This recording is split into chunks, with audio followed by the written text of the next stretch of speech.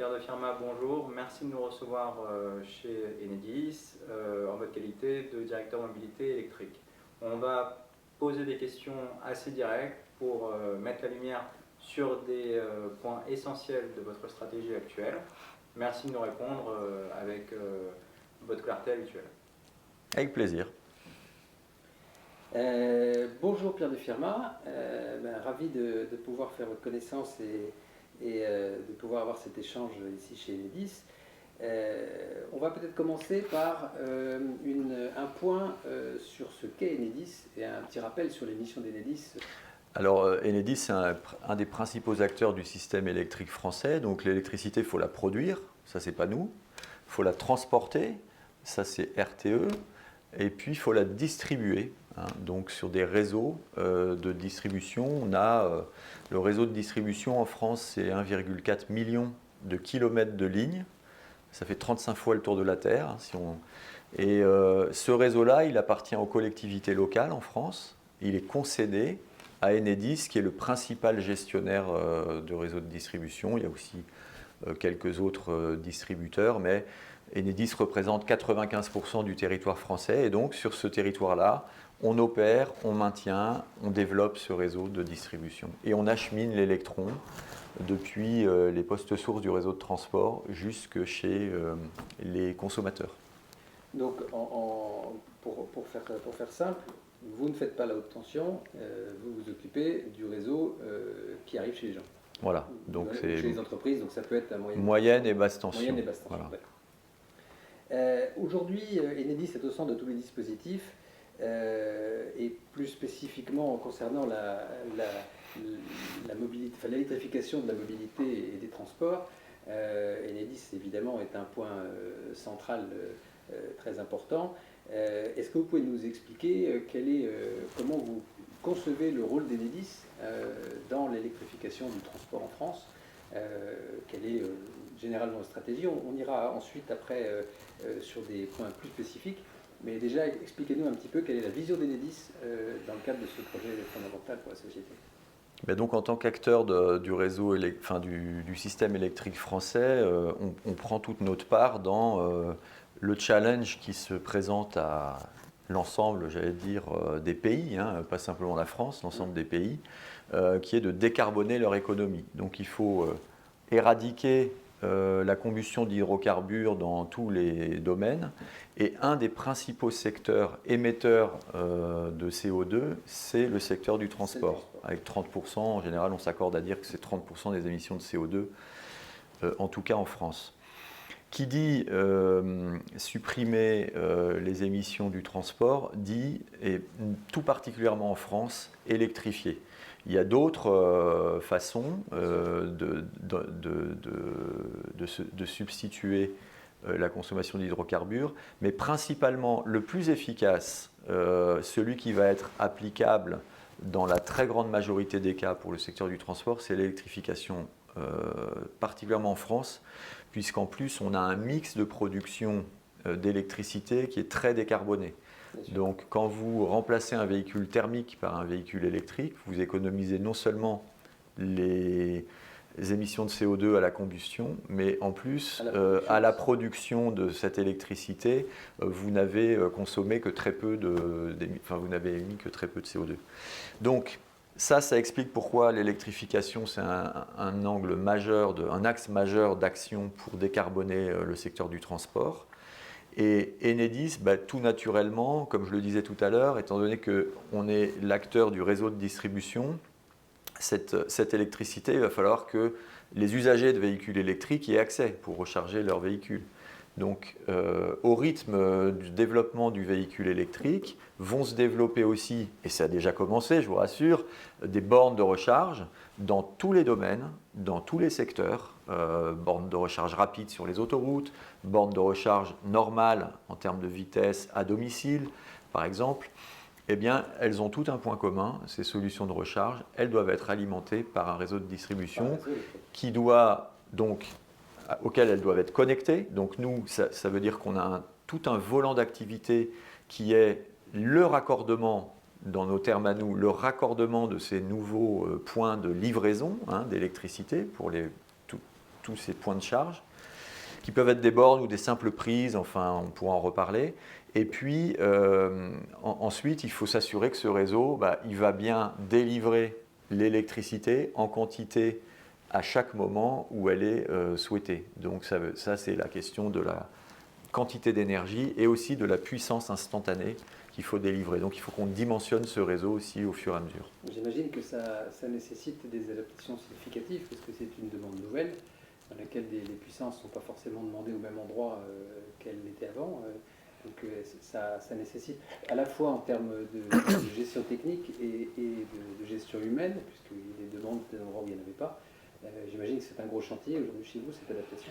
C'est un très gros chantier, d'une part parce que je vous disais, il y a la partie qui n'existe pas aujourd'hui, qui est le raccordement. Hein, donc quand il y a un nouveau point de charge qui s'installe quelque part, il faut le raccorder au réseau. Donc ça, c'est une partie, on pourrait dire, de développement. Et puis, le reste de votre question sur l'adaptation du réseau, c'est vrai qu'il y a des adaptations à faire et il y en aura à faire, mais c'est vrai aussi, on peut quand même passer ce message, là encore, spécificité française, on a un réseau qui est robuste, on a un réseau qui est solide et qui est dimensionné assez confortablement, notamment parce que le chauffage électrique est assez développé en France, comme vous savez, et ça en fait une spécificité par rapport à des pays voisins comme l'Angleterre, l'Italie, l'Allemagne, qui sont beaucoup chauffés au gaz, ou en tout cas via des hydrocarbures. Ça fait qu'ils ont un réseau, enfin en tout cas en France, on a un réseau qui est déjà mieux dimensionné.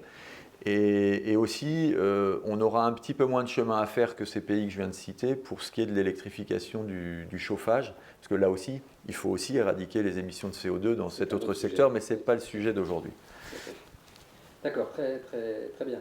Et en termes de ressources humaines, j'imagine que tout ça fait un afflux provoque un afflux de demande. On va parler après spécifiquement des domaines sur lesquels c'est le cas, mais il y a une adaptation importante également dans vos équipes. Comment ça se passe ? C'est sûr qu'on a des activités en développement très, très importantes. Hein. On parle parfois et notre présidente Marianne Legnaud parle parfois du plan Marshall en fait, qu'on doit réaliser sur l'électrification du transport et sur la mobilité électrique. Donc on est 38 000, hein, on a déjà des équipes solides pour faire les missions qui sont les nôtres, mais c'est vrai qu'il y a une composante de développement qui est un peu nouvelle, qui s'ajoute, et c'est pour ça que la notion de plan Marshall fait un parallèle avec une autre époque qu'on a connue où il a fallu reconstruire et beaucoup développer ce réseau. Mais là donc il y a toute cette activité notamment de raccordement nouveau, qu'on a dans la mobilité électrique, donc l'électrification du secteur du transport, ce dont on parle aujourd'hui, et qu'on a aussi dans le raccordement des nouveaux producteurs d'énergie renouvelable qui eux aussi affluent en très grand nombre. Hein, et donc c'est des activités nouvelles auxquelles il faut faire face. Donc effectivement, Enedis recrute, hein, puisqu'on a la chance d'être sur un secteur en développement. Enedis recrute pour faire face à ça. On est sûr que ce n'est pas pour une seule année. Pardonnez-moi. On est sûr que c'est un recrutement qui ne sera pas pour une petite durée, parce qu'on va avoir besoin de ces ressources pendant un certain temps. C'est certain, la mobilité électrique par exemple, pour prendre ce domaine-là, nous quand on regarde, évidemment avec les échéances que s'est donné l'Europe, que se donne la France pour réussir la décarbonation, on a 15 années là, 10-15 années d'activité très intense pour le réseau de distribution. En termes de raccordement. Et donc, ça fait aussi partie de notre mission d'adapter les ressources au fur et à mesure et de monitorer aussi un peu, parce qu'il n'y a plus d'inconnu sur le fait que c'est parti, mais le rythme, le ramp-up, donc tout ça, voilà, une partie de notre travail, c'est justement de s'adapter le mieux possible au rythme auquel cette activité va se développer. Alors, rentrons un petit peu dans le détail. On va aborder un premier sujet qui est le sujet du développement des réseaux de bornes publiques de recharge, qui est ce qui est le plus communément connu et ce sur quoi on communique le plus, puisqu'il y a eu un grand plan public prévoyant 100 000 bandes de recharge publiques. On parle beaucoup de ces bandes publiques. Il y a eu beaucoup de nouveaux acteurs qui sont arrivés depuis 2 ans et une activité financière et opérationnelle très forte là-dessus. Donc vous êtes très sollicité, puisque c'est une fois que les bandes sont signées avec des foncières, avec des propriétaires, etc., il faut les raccorder. Et pour les raccorder, il faut taper à votre porte. Et donc beaucoup d'opérateurs, effectivement, craignent un petit peu le raccordement Enedis, qui est effectivement l'un des aspects essentiels dans le déploiement industriel des bornes. Comment vous gérez chez vous cet afflux brutal de demandes, à la fois en termes de puissance électrique et puis de raccordement en soi-même, pour ne pas devenir un goulot d'étranglement comme certains pensent que ça risque d'arriver? Donc qu'est-ce que vous nous dites sur ce sujet? Mais il y a des craintes et puis après il y a la réalité. On a aussi beaucoup de témoignages très clairement de voilà. nous dire ce que vous en pensez. On a aussi beaucoup de témoignages d'opérateurs qui sont très agréablement surpris parce qu'ils avaient peur qu'on puisse être ce goulot d'étranglement et en fait c'est pas le cas. Alors je vais vous dire en gros comment on s'organise. D'abord on a mis en place, alors qu'Enedis est une organisation très décentralisée, puisque en fait c'est vraiment une entreprise qui est à la maille locale, qui est vraiment sur les territoires, etc., qui est organisée en 25 directions régionales. Rappelez-nous l'organisation. Voilà. Donc il y a 25 directions régionales qui couvrent l'ensemble du territoire. Eh bien, pour la mobilité électrique, on a considéré qu'il y avait un besoin de coordination, d'animation, un peu de toute l'action à mettre en œuvre à un niveau national pour vraiment donner l'impulsion. On a un peu dans mon équipe ce rôle de chef d'orchestre et puis d'assurance du niveau de qualité et du niveau de cohérence entre les différentes directions régionales. Et c'est particulièrement vrai pour ce qu'on appelle les grands comptes. Les grands comptes sont des acteurs, des opérateurs, des aménageurs ou alors des grandes enseignes de distribution, de retail qui peuvent avoir et qui ont de plus en plus, et là vous avez raison, ça se passe de façon très concentrée, des plans de déploiement ambitieux d'infrastructures de recharge. Et là, du coup, nous, on s'organise en miroir, c'est-à-dire qu'on met en face une organisation de type grand compte, un accompagnement national qui permet d'abord de prendre langue le plus en amont possible avec ces acteurs pour anticiper, parce que ça, c'est le maître mot. Et ensuite, de traiter avec eux, avec cet interlocuteur en centrale qui va permettre d'assurer la bonne coordination et un suivi surtout de proximité de l'ensemble du plan de déploiement de tel ou tel acteur. Si bien qu'en fait, cette organisation est assez précieuse et assez appréciée parce qu'elle permet vraiment de rassurer les opérateurs sur le rythme auquel leurs demandes de raccordement sont traitées, puis les travaux ensuite entrepris, mis en œuvre. Alors on peut prendre l'exemple des autoroutes si vous voulez, parce qu'il illustre assez bien, mais ce n'est pas le seul. C'est ça que je veux dire tout de suite, c'est qu'on a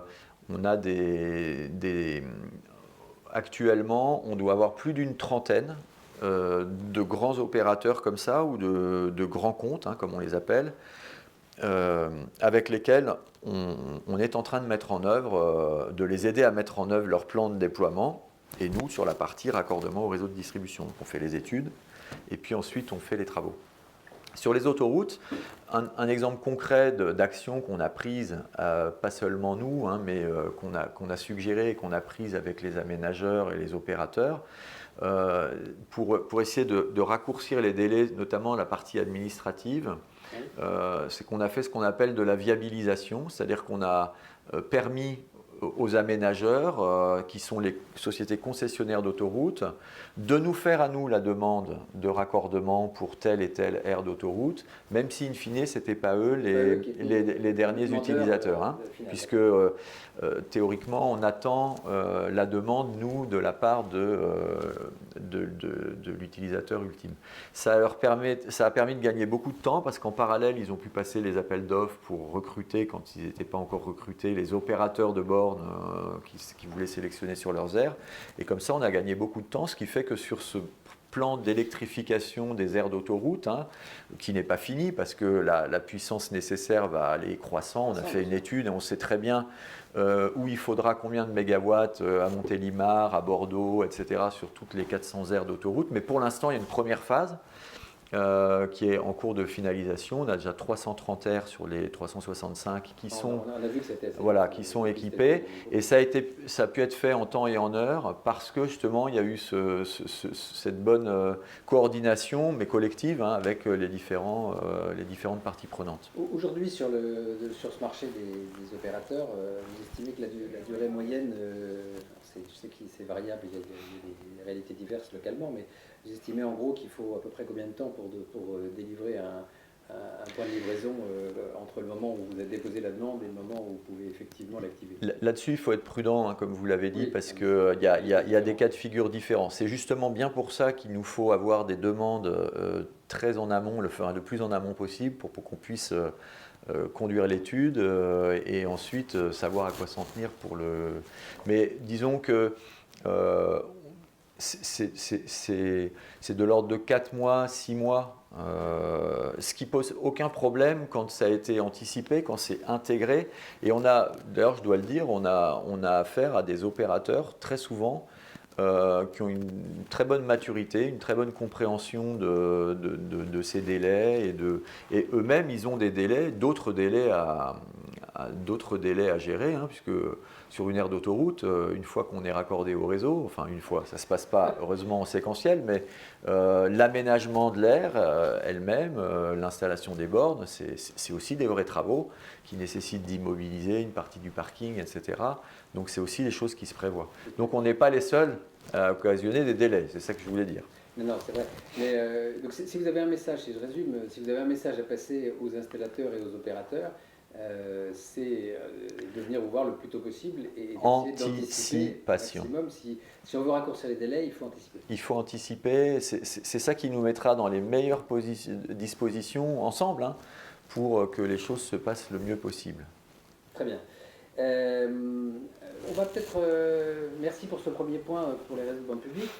Comme je disais au départ, on va aborder ensuite un autre point qui est la partie réseau de bande privée, qui est souvent moins comprise parce que elle est plus fondamentale dans la recharge, parce qu'on sait que 80% des recharges se font plutôt à domicile ou au bureau, mais en revanche, elle est beaucoup moins communiquée puisqu'elle ne fait pas partie de ces chiffres qui sont communiqués régulièrement.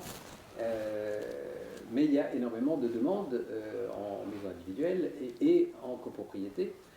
Et c'est un sujet de plus en plus chaud, entre guillemets. Est-ce que vous pouvez nous expliquer un petit peu comment vous concevez également le rôle d'Enedis là-dessus? Pareil, peut-être un petit point rapide sur l'évolution des demandes et l'afflux de demandes que vous avez sur ce sujet spécifique. On a parlé des bornes publiques, maintenant sur ces bornes-là. D'un côté maison individuelle, de l'autre côté copropriété. Et puis ensuite, on viendra plus spécifiquement à votre volonté d'entrer sur ce marché avec une étape de plus. Mais pour l'instant, parlons de la partie livraison déjà. D'accord. Non mais vous avez raison, et effectivement, par définition, les bornes accessibles au public sont plus visibles et les autres sont plus cachées. Et puis aussi, dans les bornes que vous appelez privées, c'est-à-dire celles qui vont être installées sur les parkings d'entreprise ou dans les bâtiments ou au domicile des habitants, il y en a toute une partie qui ne va pas donner lieu à un nouveau raccordement. Puisqu'il y a toute une partie de ces points de livraison, de ces bornes, qui vont être installés, dans notre jargon, derrière un compteur existants. Hein. Donc, par définition, elles sont plus discrètes, je dirais. Mais pour faire un peu de pédagogie aussi, on a fait un communiqué de presse là, cette année, au printemps, je crois que c'était au mois de juin, pour dire le million de points de charge a été dépassé en France. Hein, parce qu'on parle souvent des 100 000. Mais en fait, la partie immergée de l'iceberg, qui représente 94% des points de charge, c'est les points de charge privés. Alors, effectivement, on voit un afflux de points de charge, et cette estimation du million, on l'a faite, et je vous disais au printemps on a dépassé le million. Il y a une corrélation très forte entre le nombre de points de charge et le nombre de véhicules électriques rechargeables qui circulent. Et donc, comme vous le savez sans doute, on a passé aussi le million de véhicules électriques rechargeables en France très, très récemment. Donc, disons que voilà, l'ordre de grandeur, c'est ça, c'est le million. Après, donc, il y a, j'allais dire, un secteur du résidentiel où ça va tout seul, et quasiment, on pourrait dire, on ne le voit presque pas. C'est les gens qui habitent en maison individuelle. Puisque là, naturellement, ils ont déjà un raccordement. Ils vont parfois, mais c'est très rare, d'après les résultats de nos enquêtes, demander une augmentation de puissance. La plupart du temps, ils s'en passent. Hein. Quand je dis la plupart du temps, c'est à 86%. Il n'y a pas d'augmentation de puissance demandée. Ça veut dire quoi? Je le dis en passant, parce que c'est un message aussi important. Ça veut dire que ces gens-là, ils font déjà de l'optimisation de la recharge ou du pilotage de la recharge, pas très élaboré, hein, mais tout simplement, naturellement. Ils rechargent la nuit. Ils rechargent la nuit, voilà. Ils n'ont pas besoin d'électricité. Voilà. Donc ça, c'est un point que je voulais souligner. Mais après, il y a toute une autre catégorie d'habitants qui résident en habitat collectif. Et là, pour eux, c'est une autre paire de manches. Et ce segment-là, il faut absolument s'en occuper, parce qu'on a 44% des Français qui habitent en résidence collective. Et si on veut, et c'est ce qu'on veut, que l'électrification du transport se poursuive à bon rythme, il faut absolument que cette catégorie aussi d'habitants puisse bénéficier, puisse faire ce choix. Et ce qui va les retenir, ou ce qui risque de les retenir, c'est s'ils ne trouvent pas de solution de recharge à domicile. Hein, parce que c'est quand même, comme vous l'avez dit, c'est plus de 80% des recharges qui se font à domicile. Et d'ailleurs, aujourd'hui, dans le panel qu'on a interrogé encore il y a quelques mois d'1 millier de possesseurs de véhicules électriques en France, donc c'est un panel très représentatif, puisque 1 millier sur 1 million, on a 90% qui habitent une maison individuelle. Ce qui n'est absolument pas représentatif pour le coup de la répartition que je viens de dire. Ça veut dire que les 44% de Français qui habitent ils sont sous-représentés parce qu'ils n'ont pas passé à l'acte, ils ne sont pas passés à l'acte aussi facilement parce qu'ils n'ont pas de solution de recharge pour la plupart d'entre eux. C'est à ça qu'il faut remédier. Tout à fait. Non, mais juste avant de faire d'aller un tout petit peu plus loin là-dessus, en termes d'usage, est-ce qu'il y a déjà une augmentation significative parmi tous ces points que vous identifiez comme étant des points de recharge individuels? Cette dernière année, est-ce que vous avez vu une augmentation significative de la puissance demandée, même si les gens ne changent pas de compteur forcément, mais non, pas vraiment, parce que vous savez, d'abord, nous, on a des données de comptage, effectivement, mais derrière un compteur, en maison individuelle, il y a tous les usages. Donc, on n'a pas nécessairement accès, et d'ailleurs, c'est bien comme ça, à la consommation de tel ou tel usage dans tel ou tel... Non, marginalement sur l'autre. Mais donc pour l'instant, les consommations liées aux véhicules électriques sont encore très marginales par rapport à l'ensemble. Donc c'est pas... C'est pas significatif ni en consommation, ni en pointe, hein, ni en appel de puissance. Merci. Venons-en maintenant donc, au dernier point sur la présence d'Enedis et l'action d'Enedis sur l'habitat collectif. Donc là, c'est pareil, vous avez deux rôles. Vous avez un rôle traditionnel qui est le même que pour les autres, qui est d'apporter le point de livraison quand il faut mettre un nouveau point de livraison en collectivité. Et vous êtes en train de prendre un nouveau rôle, qui est un rôle qui va une étape plus loin pour aller installer les réseaux au sein des parkings collectifs. Est-ce que vous pouvez nous dire un petit peu quels sont vos objectifs et vos ambitions, les ambitions d'Enedis sur cet habitat collectif, justement? Alors, sur l'habitat collectif, vous avez raison, mais je ne dirais pas les choses tout à fait comme vous. On intervient de toute façon, puisque dans le challenge dont je parlais tout à l'heure, qui est d'équiper en infrastructure de recharge cet habitat collectif, on intervient de toute façon, puisque, en effet, il y a deux grandes familles de solutions, hein. La première, c'est que la copropriété s'en remette à un opérateur privé qui va alors de toute façon se tourner vers Enedis pour qu'on amène le courant dans le parking et que lui puisse avoir son point de livraison, son compteur à partir duquel il va distribuer selon l'installation privée qui va déployer des bornes de recharge pour les résidents. Donc on intervient de toute façon. Et puis dans l'autre cas, la copropriété peut aussi choisir de demander au gestionnaire de réseau, en l'espèce Enedis, de déployer cette infrastructure collective dans le parking. Et dans ce cas-là, ce n'est pas une nouvelle mission, c'est la même, c'est juste qu'on prolonge le réseau de distribution dans le parking, un peu comme les colonnes montantes desservent les étages. Ben là, le réseau de distribution se poursuit, voilà, et continue sa course, je dirais, jusque devant chacune des places de parking. Donc ça, c'est vraiment le choix de la copropriété. Ça existe déjà, ces deux solutions. Et c'est, dans les deux cas, la mission d'Enedis de servir soit l'opérateur privé, soit les copropriétaires qui ont fait le choix, j'allais dire, de la solution publique. Ce qu'il y a de nouveau, et qui est une très bonne nouvelle dont je parlais tout à l'heure, parce qu'on a l'enjeu de développer absolument les solutions de recharge pour ces résidents d'habitat collectif, c'est la facilité avec laquelle les copropriétés vont pouvoir décider de cet équipement.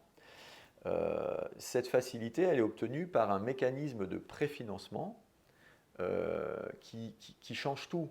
Parce que jusqu'ici, pour décider en assemblée générale d'un équipement collectif, c'est comme pour le ravalement de la façade. Hein, voilà, il faut voter un devis et il faut être surtout une majorité qualifiée pour que la décision se prenne. Et donc, dans le contexte du véhicule électrique, où pour l'instant, on n'a quand même pas encore une majorité des résidents dans chaque immeuble qui sont déjà conquis et qui ont déjà décidé de changer de véhicule. Donc, c'est très difficile d'avoir la majorité à l'Assemblée générale. Grâce au mécanisme de préfinancement, vous pouvez, et qui s'applique d'ailleurs, il a deux façons de... Il peut s'appliquer aux solutions privées. Il existe aussi pour les solutions privées. Solutions privées ou solutions publiques. Mais ce qui est par contre vraiment nouveau, c'est pour la solution publique. Maintenant, il existe aussi. Et donc, il permet à la copropriété de décider d'un équipement collectif sans avoir rien à payer. Donc, ça détend quand même l'atmosphère pour prendre la décision. Et ensuite, c'est seulement les copropriétaires qui demanderont leur raccordement à cette infrastructure publique, une fois qu'elle aura été déployée et préfinancée, alors qu'ils payeront, chacun d'entre eux, leur quote-part de l'infrastructure publique, collective. Pardon. Donc on s'attend à ce que ça soit un véritable game changer de la situation, et c'est très bien comme ça, parce que c'était bien l'esprit de la loi qui a permis ce mécanisme.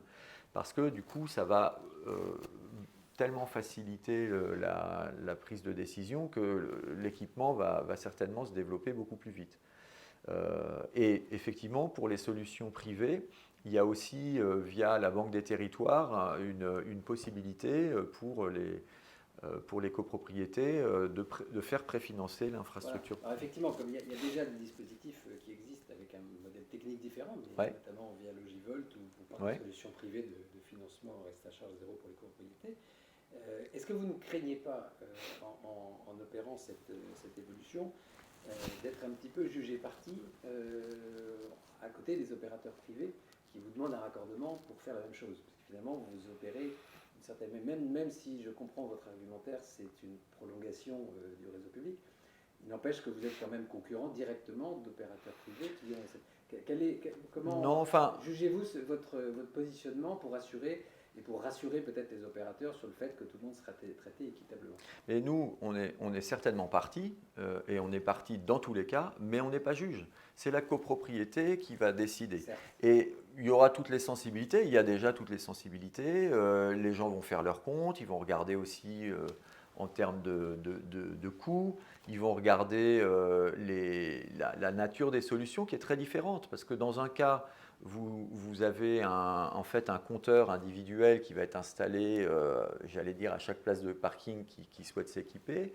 Dans l'autre cas, vous avez un package avec un opérateur privé qui prend en charge l'ensemble, y compris par exemple la fourniture d'électricité. Donc si vous êtes très attaché à pouvoir choisir votre fournisseur, vous allez peut-être avoir tendance à choisir la solution publique.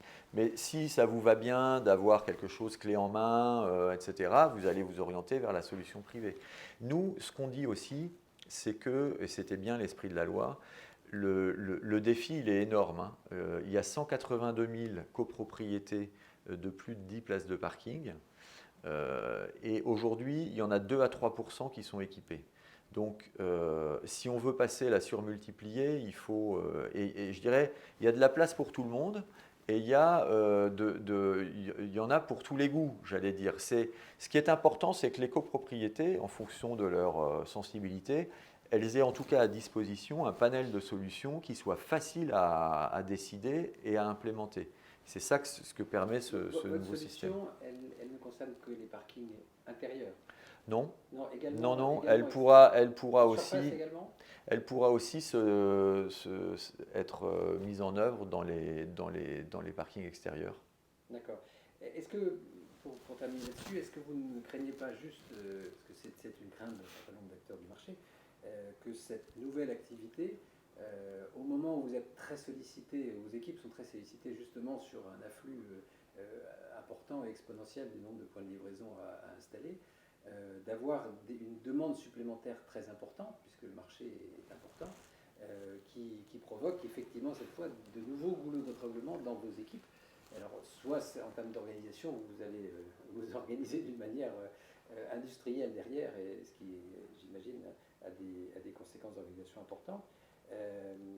Quelle est la manière dont vous envisagez ce flux important? Parce que c'est Alors, à mon avis, un point essentiel. donc il n'y a pas de risque qu'il y ait de discrimination entre telle ou telle configuration. Ça, c'est dans notre ADN. Nous, le service public, c'est pour tout le monde, c'est pour tous. Donc, tout à l'heure, on parlait des opérateurs. Il y a une file d'attente pour les demandes de raccordement. Voilà, on n'y revient pas. Et donc, c'est pas parce que... non, c'est comme ça. On fait les choses dans l'ordre où ça vient et on essaye de servir tout le monde pareil. Par contre, c'est vrai que les volumes dont on parlait sont très importants et donc ça a supposé qu'on mette en place une organisation spécifique, hein. On a créé un projet national, ça aussi c'est suffisamment rare pour être souligné, un peu à l'image de ce qu'on a fait pour le déploiement du compteur Linky, hein, puisqu'on a un défi industriel un petit peu du même ordre de grandeur. Mais ce projet national, il couvre tout l'enjeu du résidentiel collectif. Ce n'est pas un projet qui est pour la solution publique. Donc, parce que nous, notre enjeu, c'est que ces 182 000 copropriétés, d'ici 10-15 ans, il faut qu'elles soient équipées. Peut-être pas chaque place de parking à l'intérieur, mais en tout cas qu'il y ait une solution de recharge accessible à chaque résident de ces... Et donc là, je vous dis, on a besoin de tous les moyens et de toutes les solutions possible. Et donc on est en train justement, c'est un des objets de ce projet, de bien préciser l'organisation, le modèle industriel qu'on doit mettre en place, quel appel à la filière au sens large électrique on doit prévoir pour faire face à ces flux. Essayer de prévoir, je le disais tout à l'heure, ce ramp-up, comment on va monitorer cette trajectoire pour répondre au mieux aux demandes. On est en train de caler tout ça. Et c'est ouais. Oui, donc la solution Enedis dont on parle, on dit que normalement les dernières décisions attendues ou dernier arrêté attendu est pour bientôt. Vous estimez commencer la commercialisation début janvier? Quelle est votre estimation? Alors bon, je ne parlerai pas de commercialisation, ni d'offre d'ailleurs, hein, je parle bien de solutions publiques. Non, quand est-ce qu'on va pouvoir la mettre en œuvre? Vous avez raison, il reste quelques paramètres à fixer par arrêté. Les travaux sont en cours, on espère que d'ici la fin de l'année, ça pourra être fait. Voilà, disons que début 2023, espérons le 1er janvier, mais ça, on pourra vraiment concrètement avoir des premières solutions publiques préfinancées. Très bien. Mais écoutez, merci beaucoup pour l'ensemble de ces points très clairs. Si vous le voulez bien, on vous donnera rendez-vous dans quelques mois pour faire le point sur l'évolution de tout ça, parce que ça bouge tellement vite que c'est utile de faire le point au moins 2 fois par an. Merci encore. Avec plaisir. Et Merci. à bientôt. Merci à vous. Au revoir. Au revoir.